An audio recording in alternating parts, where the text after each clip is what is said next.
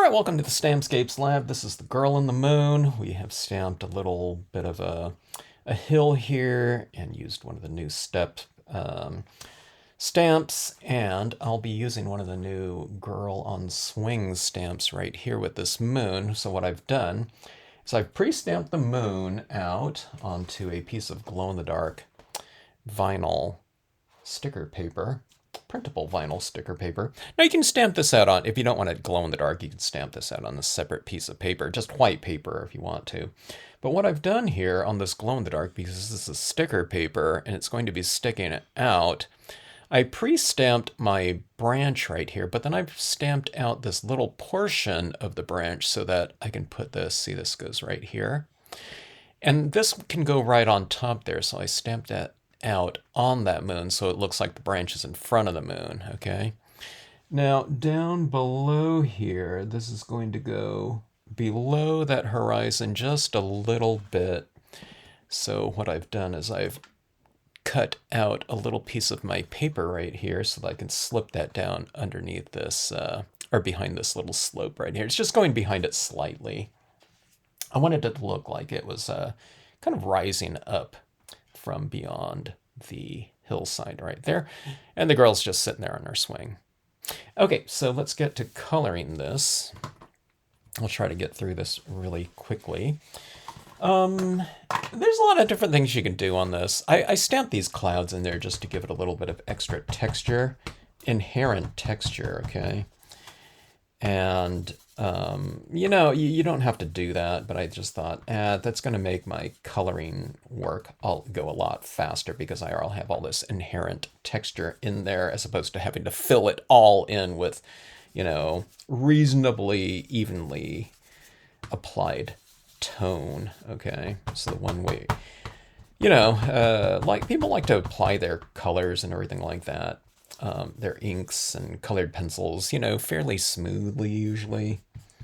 And the more open space you have, the smoother you have to be in terms of technique. So I just filled it in with texture and, even if I apply a terrible, kind of process to it and kind of do it haphazardly, you can't even see it because there's so much texture in there. So that's one way that you can do it to make your life much easier. Everyone always says, oh, you make it look so easy. Well, just I'm not making it look easy. It's as easy as it looks, or it is. I'm not like cutting away and doing like special effects on here. But what you do is you just employ techniques to make something easier, okay? Don't make things harder for yourself and, try to get everything all my tones in like one fell swoop. It's like, okay, why didn't that, color in 10 seconds, why take 5 minutes to do it or something like that, you know what I mean? It's not a really long time to do something. So anyways, just make it, those types of little things, employ different types of methodology, and I always show it, and I explain it in every video. Don't take shortcuts to it. When you take shortcuts, it kind of extends the process because you're having to, this goes for me too, because I have to do a lot of like repair work on my pieces. Okay. And, really blending things in after it goes kind of, it didn't go like completely off the rails, but there's a lot of things that I have to do sometimes if I try to, I don't know, skip some kind of processes. So inevitably it just takes longer to do. So just do those little things and it all adds up to a much quicker scene or quicker end result and a smoother end result because you're not having to kind of do things. But that being said, you do want to have to kind of figure things out once in a while because that means that you're kind of stepping outside of your comfort zone and trying something new, which I'm always trying to do too, So it makes it kind of fun, because you see things that you haven't seen before and they're developing in front of your eyes. So it kind of makes you think too sometimes. It's like, okay, wait a minute. Something might not be turning out exactly like I had kind of hoped. Okay, I don't usually, I don't expect, but I hope things will turn out a certain way. Oftentimes they don't. Sometimes they don't have any clue how they're going to come out too, and that's always fun. All right, so use easy techniques. All right, so I'm leaving some areas of my hilltop right here, a little bit, or my slope, a little bit lighter, so we have lighting on here, okay? Same thing with these clouds. You leave some areas light. Usually you darken the kind of the darker areas of the cloud and leave the lighter areas lighter, at least. It doesn't have to be the white of the paper, but leave them a little bit lighter, okay? And don't worry about going into it a little bit, you know. My pad right here is really ready dry, okay? So in order to get kind of those darker tones, you do it with repetition, okay?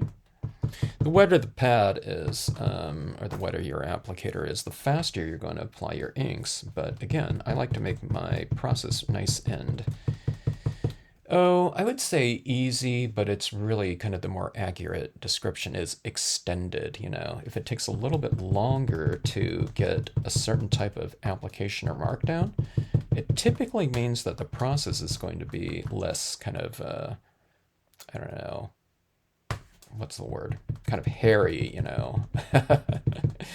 It's less precarious is what I'm looking for. You know, because it's just like, you know, you add a little bit down like that, and it's really hard to kind of add too much because you're just adding like that amount at any given time. I'll show you how dark this is if I put that down. See that I'm not working in that tone. I'm working in that tone. And it's like practically invisible there. Okay, so you just do that. And a lot of the scene is, you know, it could be done if you want to, but I'm going to move it through darker tones here, though. But, you know, just to show you that one color, you know, it doesn't look too bad. This is a darker blue now. And see how it's tinting it a little bit darker like that. I say tint, you know, dye-based inks work by staining the surface.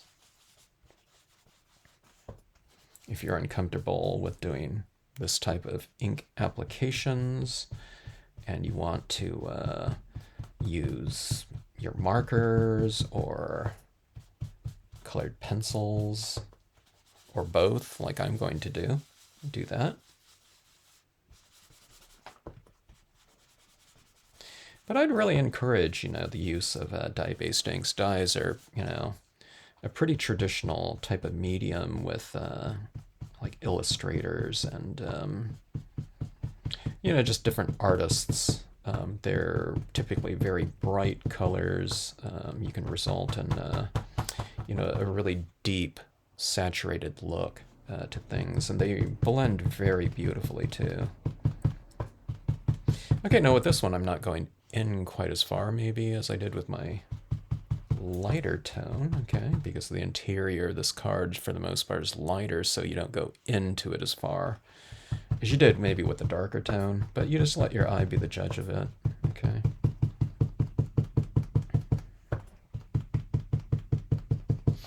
All right, that is the Danube Blue.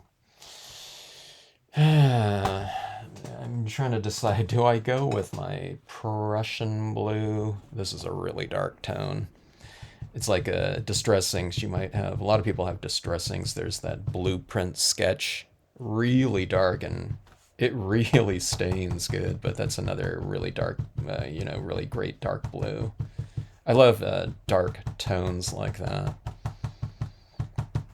If you're a longtime stamper, like a denim from the Adirondack colors is a really good one. It's a little bit more of a greenish tinge blue from what I remember, but it's excellent in terms of a really dark blue.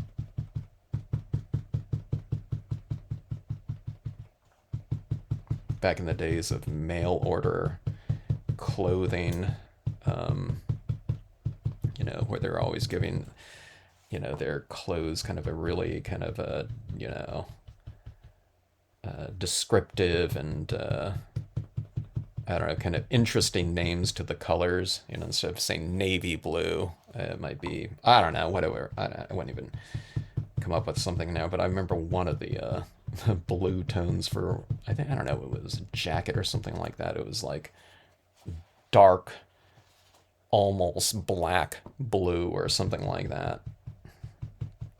And I was you know, I'm a fan of blue tones and stuff like that, and really dark blue tones. So that one really spoke to me. I wanted to get whatever it was. So their marketing team did a really good job in terms of, I don't know, their writing team, I guess. All right, here's black. Kind of going on the perimeter like this. It's really going to give me a nice deep tone. Kind of be careful about the rate at which you apply your really dark colors because you don't want to tone everything out. You know, if you want certain areas to, or objects to be fairly light in value, then don't go in there quite as fast because remember the 10th tapping, 20th tapping of black is going to probably be darker than the first tapping with Bahama blue, okay? So sometimes, so what you do is you just change your pace. You stay on the outside edge longer before you go into your scene, okay? Or just stay on the out perimeter like this. Kind of move it around a little bit because you don't want just like a solid black. You want to get a little bit of a transition going, or a lot of a transition going into your scene. Now this is all just kind of providing me with a head start on, you know, some of the other tones or media that I'll be applying in here. I don't know. Maybe it's a little bit more than a head start. It looks like it's almost like done to me. But I like a lot of detail in my both my design work for my stamps and, you know, when I'm doing my scenes. I get, you know, a kick out of adding in little sparkly little touches to, oh, kind of add a little bit of a whimsical element to the pieces. I think that's really fun to do. All right, so let's add in some colored pencil. So like in this meadowy area, the sedge filler that I used here has all these little textures in here. So what I'm going to do, like this isn't going to be the thing that's going to get me a lot of detailed applications, but you can come in here and I can kind of just expand on my shadows a little bit, or a lot. Let's start off with a little bit of a lighter blue, in fact. Okay, so I'll make some areas, these little shadow areas a little bit darker. Now this is a really light blue, so it's not making it that much darker, but it's making it a little bit darker, but it's making it a little bit richer. This blue has a little bit of green in it. You can add some greens down here too, by the way. But see this right down here in the steps, I can kind of add a little bit of shading around in here. I like to leave my steps a little bit lighter too. So I'm giving it a little bit of variation, something that would be hard to do with that paper towel. But this is a nice detail kind of oriented instrument here. So I don't know if you can tell, you know, I've kind of gone around on the perimeter of these steps right here. Like that. Here's a little bit of darker, but this is a semi-gloss cardstock, so it's not going to afford me the ability to do a lot of layering with colored pencil because this wax is going to get built up on the surface and I'm going to be going wax into wax and it's not going to transfer very much so. But I'll do what I can and utilize the pencils for, you know, what they're really great for, which is adding in detail or a little bit of added texture, whatever, tonal variation. All right, have something like that. See, we still have a little bit of a illumination on here. I'm taking this one a little bit darker over here, but, you know, it's going to be a fairly dark night here, although, I don't know, that is a really bright moon, full moon, so Yeah, I need to be careful not to take it too dark. All right, now this is a much more navy, darker blue. It looks like it's a pretty soft blue too because it's applying very well. The harder the wax, this pencil that you have, the less it applies over, you know, previously applied tones. On certain types of papers, like I said, this is a semi-gloss paper. It's not exactly the ideal paper for colored pencils, if you want to do a lot of layering with them. Which I don't, but it's pretty good. All right, here's black here. And again, I'm kind of just looking for the shadows within the forms here. You don't need to be like totally inventing and like an entire lighting shading scheme. You just kind of darken in the areas. Okay, don't darken them in too much, make them too heavy, but it just kind of makes the volumes in here a little bit more visible. And I feel that it makes the forms more three-dimensional that way when you're adding that shadow work into it, okay? All right, here's some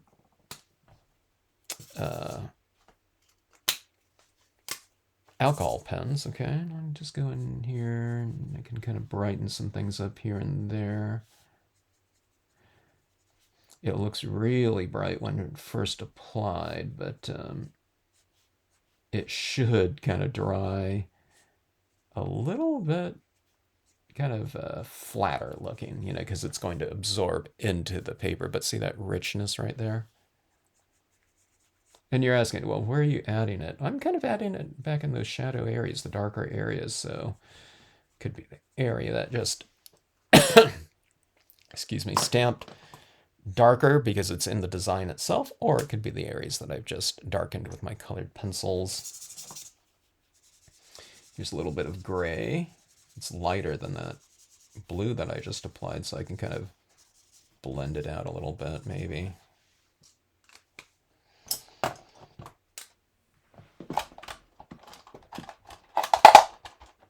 Let's have a little bit of fun here. Let's add a little bit of warmth with this green here.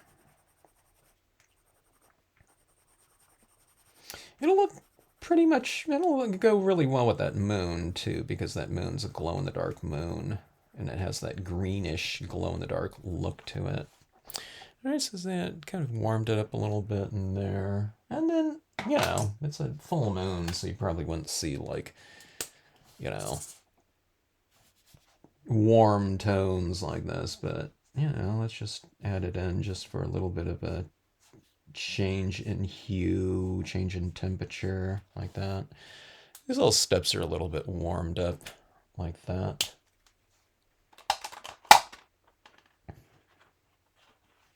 Let's take a look at it in context with our girl on the swing. Just like that. I think I can use a little bit more tone above, or do I? Yeah, I think it looks okay like that. We need a little bit more kind of mist and haze in the back now, though. This moonlight, I kind of added in a lot of pigment ink over the top of it. White pigment ink, okay? Brilliance white pigment ink. Get some Brilliance white pigment ink and black. That's what I stamped on this paper like this. Because it really accepts water-based media really well, and Brilliance ink is a water-based pigment ink. All right, so let's go and add in some added soft applications of white. See, it's like it looks, okay down here, but it's kind of harsh, right? So this is how I go back in and I kind of add this really kind of light, powdery almost application. Look how soft that cloud is, okay? So compare that to here, okay? I mean, these look okay, but they're a little bit harsh, so you add in like a very soft touch of white ink in here, like this. and you have a soft cloud like that, or softer looking, right? But you don't try to do it like all in one fell swoop, you know. You add a little bit at a time, and it makes it very easy. Most people, when they're talking about kind of difficulties, they're just using way too much ink. It's like trying to do like a really delicate operation with a like a roller paint thing or something like that. Okay. You know, if you're painting a house or something like that, and you want to do some trim work or something like that, you know, around I don't know, whatever, window or something like that. And if you're using like a big roller wheel that you use to paint your walls with or something like that, it's going to be a, you know, kind of a more precarious type of exercise, you know, than doing some kind of more delicate work. So you just use the appropriate amount for whatever application you're doing, and the right type of ink too. Okay. Some things are compatible, you know, or you can use them, something in place of something else sometimes. If I was to make an analogy with like cooking or something like that, let's say we're making some, I don't know, whatever, fried chicken or something like that. And here's this, you know, we're coating in a flour or something like that. Well, you know, you can make fried chicken out of, you know, coating in cornstarch too, but you can't, you know, if some recipe calls for sugar, you know, like powdered sugar, you're not going to replace powdered sugar with flour, you know, because they're both white and powdery.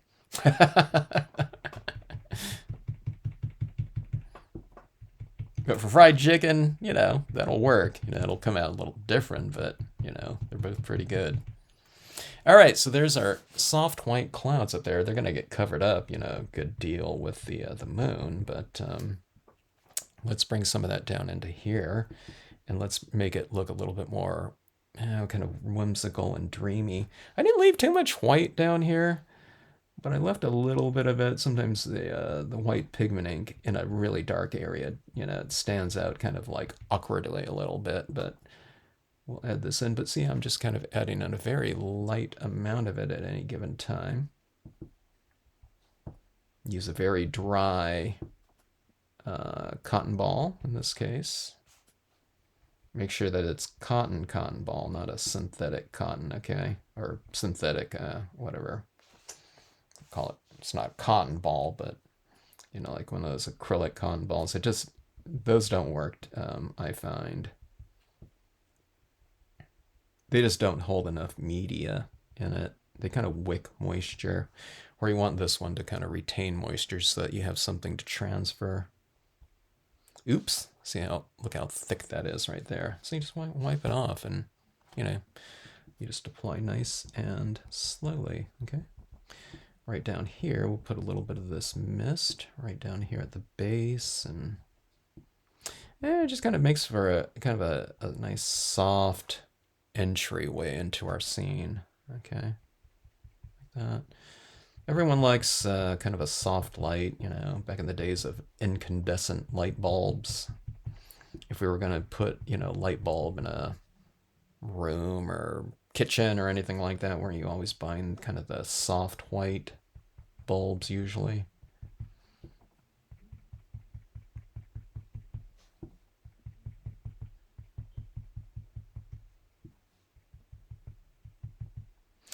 All right, I think that looks pretty decent like that. Let's go ahead and have some fun here, and let's apply our girl on swing right here. See that right there? I clipped that right underneath there. Now I kind of toned off those ropes right there, and I'll add those in manually after I get this in here. So I think that's where it's going to go. See how that goes like right underneath that little spot like that. So it's rising up, and it looks like this worked pretty decently, stamping, you know, that branch out on a piece of that moon like that.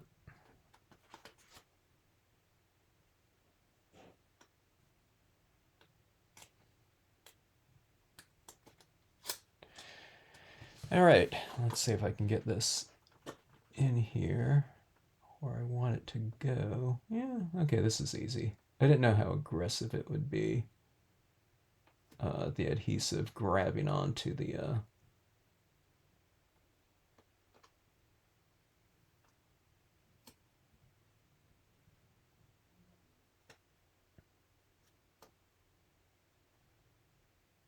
trying to find it, the exact spot. There we go. I'm just trying to match up here, here, and here. This spot, that branch didn't show up too much, but okay. I get that adhered down like that. And you can see it just sticks out a little bit on that side. So there's our moon like so. And now, as I was saying, I like to do those little detailed types of touches in my scenes. I'm going to add some highlights on my hill and in these little rock areas like this.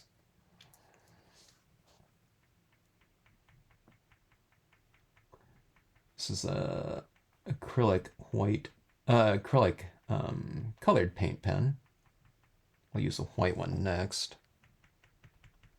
This is like a, kind of a light, warm blue-green.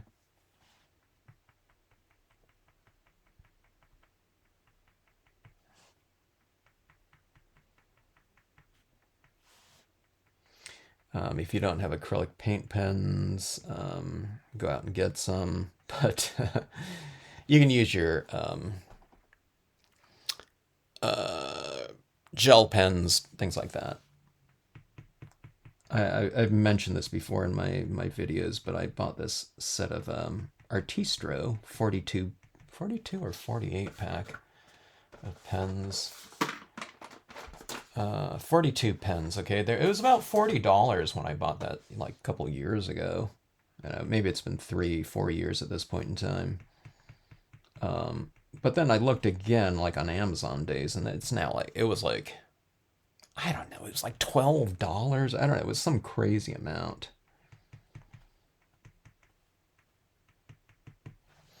And it was on Prime days, which, there was a lot of stuff for cheap, but like the next day it had only gone up like $2 or $3. So that was just one brand too. There's probably like other brands. Most brands, it seemed to me, are pretty good. I'm guessing they're coming out of one factory in China or something like that. But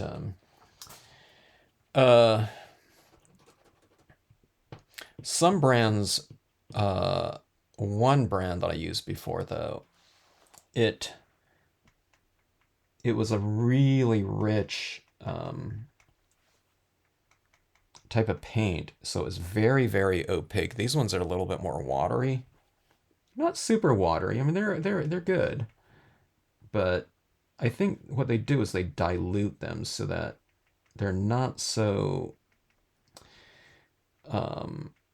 opaque, and the binder content isn't so extreme that the paint is going to dry in the nib quickly, okay? The more watery it is, the more it's going to be flowing. So they found this one has a really good combination, or the right kind of ratio of binder, which is water, to pigment, which is paint.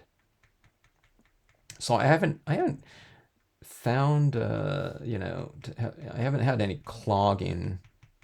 Now sometimes, when I've used these up to, I've used some of these pens up completely though. So when it gets like really far down, the paint might start getting a little bit thicker and it doesn't come out as much. But, if you've used up whatever, 85, 90, 95% of the, ink, that pen has really served its purpose.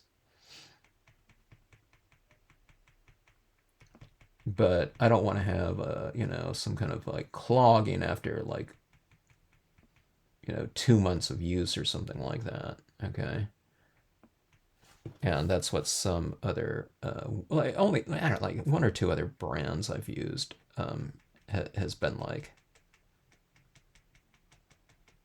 That happens. I never use them in my videos, because I don't want people buying those ones.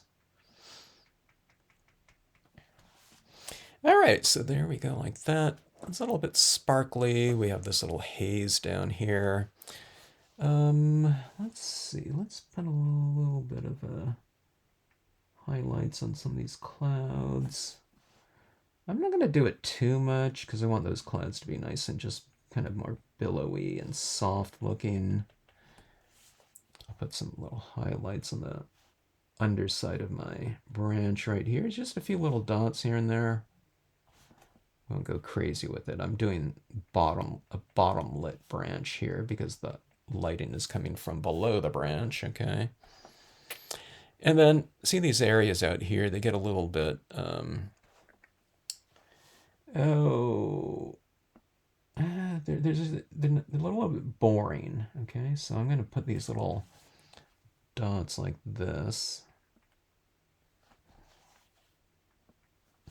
And I'll put some right in here. I'll go a little bit larger and I'll show you what these are going to represent, I guess.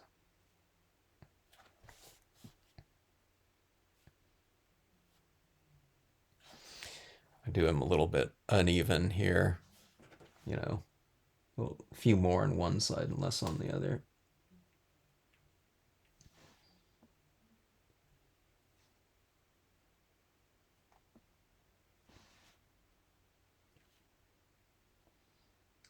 Try to go with these ones in the foreground a little bit larger to kind of create a little bit of scale and distance.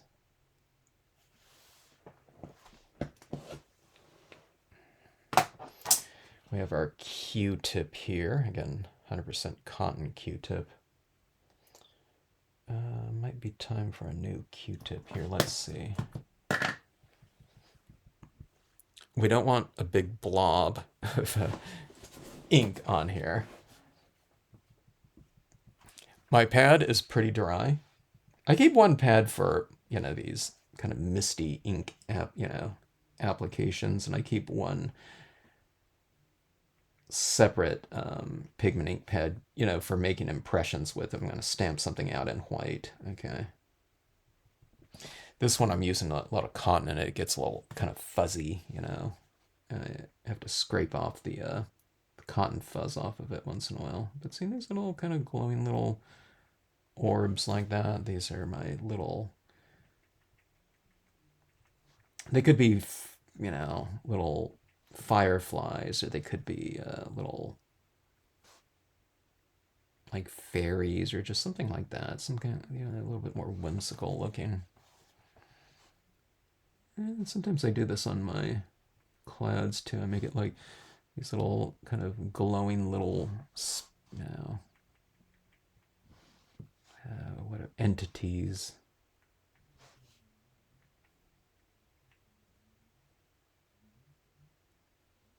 I'll add a little bit less to those ones right here. But see these little glowing orbs, don't they kind of bring the kind of darker areas to life a little bit?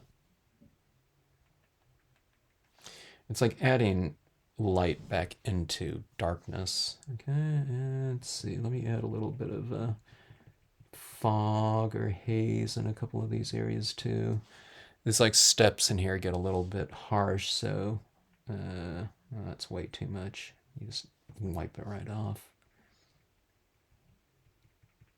These steps like that, say, doesn't it make those steps a little bit more varied instead of having all straight, hard, black wood beam? See, it's like half of it's like a little bit in fog right here and some not.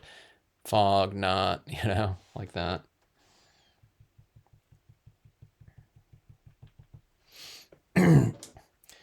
And here, I'll put a couple of the branches here in kind of moonlight too.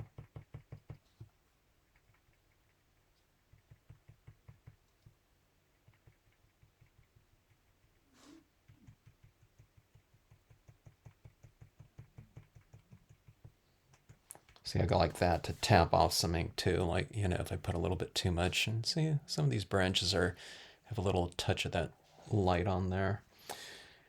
Let's go back to our cotton ball. Some areas in here became a little bit, it's drying, so it's becoming a little bit more see-through. I want to add in a little bit more kind of light illumination here.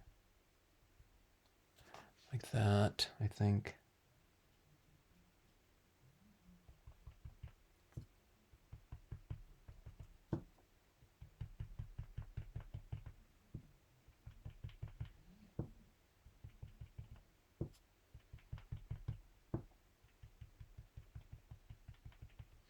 Kind of illuminating some of those clouds a little bit more over here, just to make it a little bit different from that side.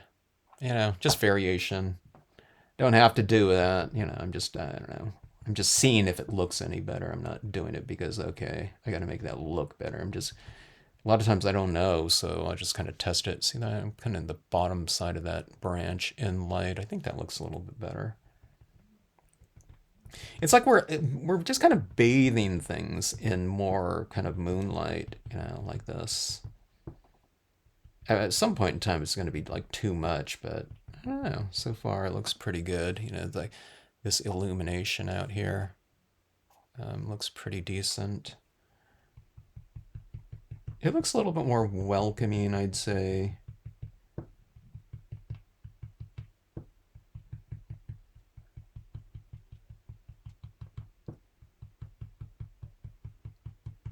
Yeah, moonlight bath. Yeah, let's see a little bit more down this way too, like that. Maybe that's too much.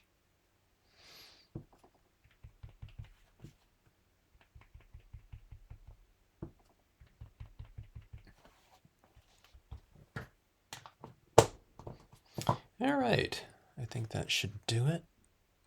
Let's take a look at this and see what it looks like in some darkness here. I'm charging it up with my light here.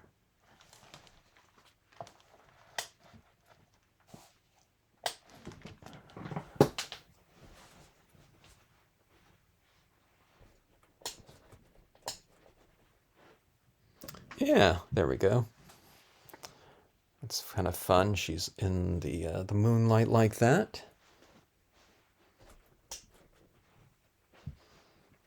I'll just turn this on a little bit. One of my lights out of 4.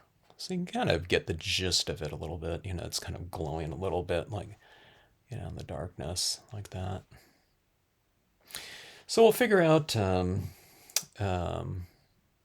matting around this, and if there's going to be a quote or something like that, that might be kind of interesting. But here, one of the things I almost forgot to do here in this video is, see there's those kind of rope, or those lines that are kind of making the, holding the swing. So go like this, and we'll extend that up here into the branch like that. Okay. And we'll do this one right here. Kind of just measure it off from the base of that line right there.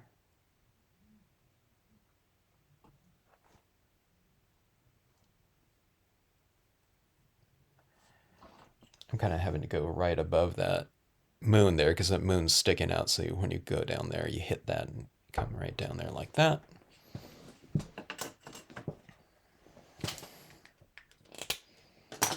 And anyways, that's what we get right there in our scene.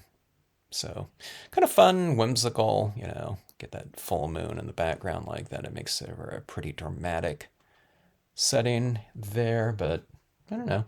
I think with all this kind of soft moonlight in the background, I think it also becomes, kind of both peaceful and tranquil as well, and quiet, as much as it is dramatic. I don't know, maybe it's more peaceful than dramatic right there. Although that makes for a dramatic moment there for sure. I don't know. It's both. All right. Thanks so much for watching. Hope you enjoyed the card.